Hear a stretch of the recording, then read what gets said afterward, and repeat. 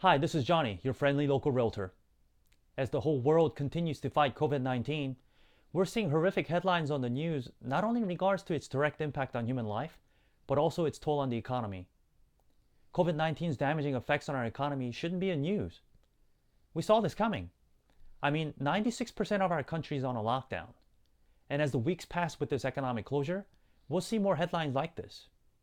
And oftentimes, when we're confronted with such news, it leads to fear, which in itself becoming viral, leading to mass panic, opening up doors for misinformation and false news to cater to the fearful. Today, I'm going to be looking at the current situation as is, and see what the future of our economy will be, based on the science and facts gathered by the information from the leading experts, and also from the past and current statistical data. The information that I'm providing to you today stands firm, as long as we're able to open our economy by the middle of the year. So today, first, I'm going to delve deeper into comparing now to 2008. Second, we're going to be looking at unemployment projections. Third, we'll look at how our economy is poised to recover. And lastly, we'll look at housing prices for the rest of the year. We have a lot to cover today, so let's get to it.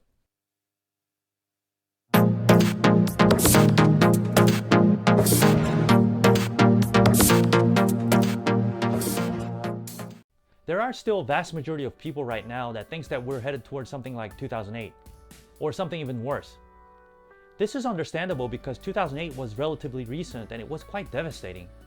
Yes, currently we are in recession, or to be more precise, headed towards definite recession, because technically, definition of recession is having negative GDP for 2 consecutive quarters. We just started the second quarter and we all know this quarter's GDP will be significantly negative number, so be ready. Don't be alarmed when you actually see the numbers. But despite what to be expected, there's still a big difference between where we are now and pre-2008 recession. This graph compares the 6 years leading up to 2008 on the left to the 6 years leading up to today relative to home price appreciation in our country. And just by glancing at it, you can see that leading up to 2008, we have much higher appreciation compared to today. And we all know what eventually happened to this housing bubble. Today, in the last 6 years, we did have appreciation, but not to the degree we had leading up to 2008. In fact, the highest appreciation in the last 6 years in 2017 is lower than the lowest appreciation that led to the crash. The second chart I would like to look at is Credit Availability Index by Mortgage Bankers Association that's published each month. On this graph, basically higher the index, the easier to get a loan, and lower the index, harder to get a loan. And you can see on the index how easy it was to get a loan during the housing bubble. And after 2008, stricter guidelines to stronger requirements to qualify for a home loan has been implemented, and you can see visually that we are right now nowhere close to where we were that led to 2008. As a matter of fact, right now there is a little more dip in the index today, meaning it's getting harder to obtain financing from the lenders. They're tightening the requirements. The next chart I would like to show you is the housing inventory. In leading up to 2008, we see that we were in a very different scenario with the available inventory in this country compared to today. There were 10-11 months of inventory in 2008, and comparing this to gray area indicating neutral market of 6-7 months, we see how oversaturated the market was in 2008. And this saturation largely contributed to the market collapse. Compare this to today, the biggest issue we're facing is the lack of availability of homes in the market for the number of people who wants to buy. Let's also talk about equity category. I've mentioned this before in my previous video, but this chart represents total home equity cashed out in red 3 years leading up to 2008 compared to 3 years leading up to today in green. So we see leading up to the crash, $824 billion were cashed out of homes by homeowners to be spent on depreciating assets, funding lifestyles, going on vacations, buying new cars, and etc. And by comparison, we see that over the 3 years leading up to now that the amount of equity cash out is $232 billion, which doesn't even equal to 1 year leading up to 2008. This shows how homeowners today are applying the lessons they learned coming out of 2008. Another slide that I would like to show you is also something that I have mentioned already in my previous video. Right now, 53.8% of all homes in our country have at least 50% equity in their homes. That's a lot of net worth. And 37% of the homeowners in our country are free and clear, meaning let's say if the housing price is to depreciate by 100%, 37% of the homeowners will not be affected. They don't own any mortgage and there's no negative equity, and they will not lose their homes. And the rest of the homes in our country have on average $177,000 equity in their homes. So let's say if the prices were to drop by 25%, people are still sitting on about $120,000 to $130,000 of equity. The wealth that people have in their homes are going to make them very secure. This all means that we're in completely different territory than 2008. We currently have historical unemployment rate, but please remember that this is not because we had bad economy. It's because we made a forced shutdown. And the result is 96% of our economy being closed. Take a look at this projection by Goldman Sachs. This is comparison now to Great Depression and Great Recession of 2008. This year, we are expected to have up to 15% unemployment rate, meaning this 15% is the worst case scenario projection. And next year, half of these jobs are coming back at 6 to 8%. And 2022, another half is expected to come back to pretty much where we were pre-COVID-19. Now, there are two things we need to know when it comes to unemployment. One is the depth of the unemployment, meaning how many people lost their jobs.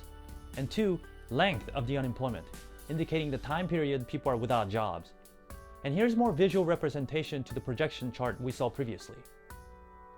If you compare COVID-19 projection to the Great Recession of 2008, we see immediate dip or depth in number of unemployment, but you see how the numbers spring right back up immediately as we start to recover from the virus, almost coming to pre-COVID-19 numbers in 2 years. What's really important is not the depth, but the length of the unemployment, because the length is what truly kills the economy.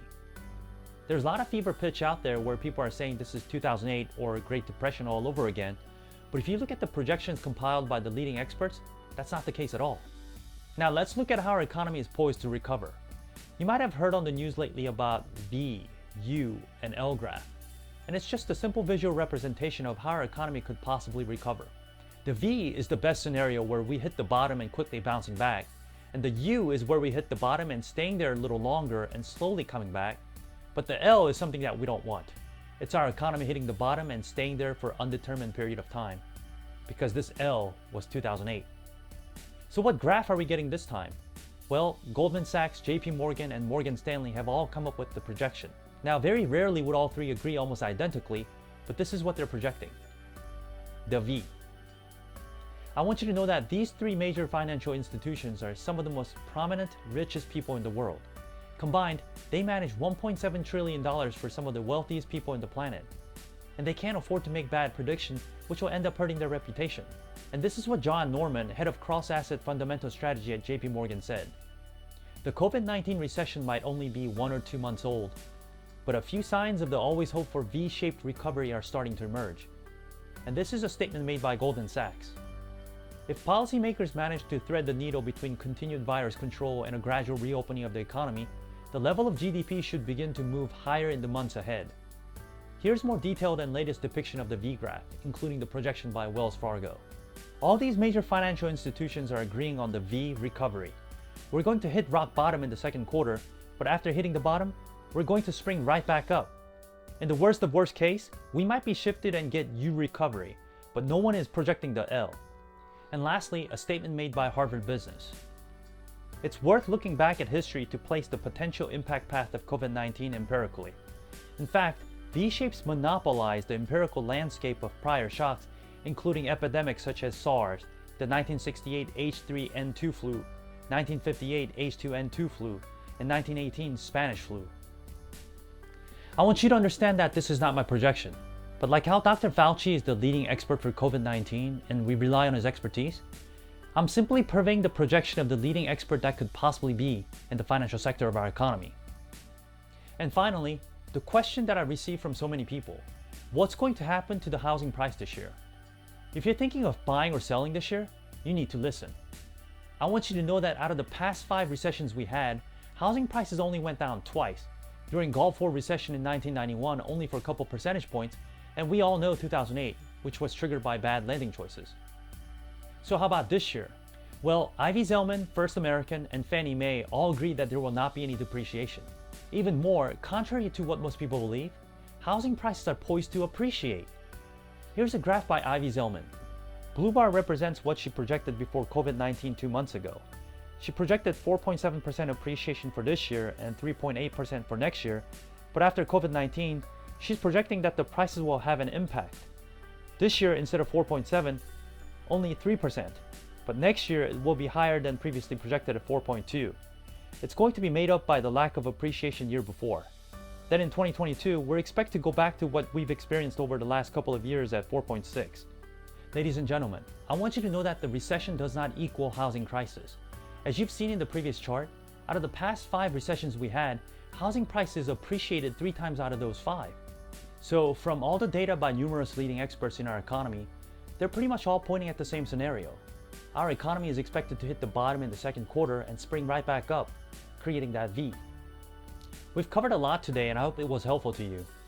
Georgia is slowly opening its economy and I really don't know what to say about that. But now more than ever, it's important to wear a mask and wash your hands often. If you have any real estate related questions, you know where to reach me. I hope and pray that we all stay safe and healthy, and see you next time. Goodbye.